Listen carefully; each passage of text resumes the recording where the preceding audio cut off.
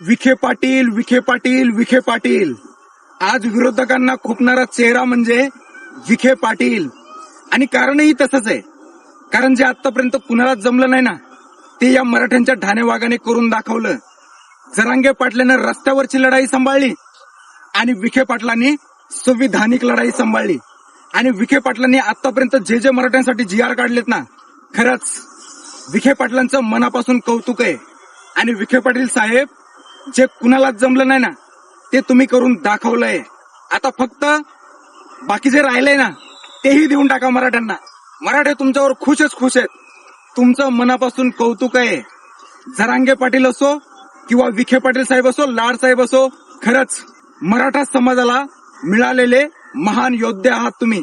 त्यामुळे ना, मराठा समाजाला जे मिळालेलं कित्येक वर्षापासून नव्हतं, ते तुम्ही दिलेलं आहे. आणि मराठा समाजाला हक्काचं आरक्षण मिळवून देण्यामध्ये सुद्धा तुमचं खूप मोठं योगदान आहे, खूप मोठं योगदान आहे.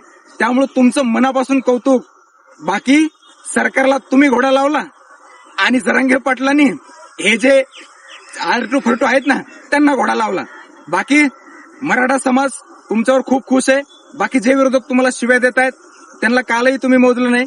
आणि जे विरोधक त्यांना शिव्या देतात ना, विखे पाटलांना, विरोधकांना फक्त एवढं सांगल, विखे पाटील आहे ना, विखे पाटील, जरा त्यांचं बॅकग्राऊंड तपासा.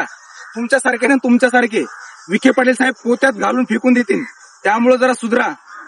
आणि तुमचा लढा सरकारच्या विरोधात लढा, मराठ्यांच्या विरोधात नाही. पुन्हा एकदा जरा विरोधकांची जळाली पाहिजे ना.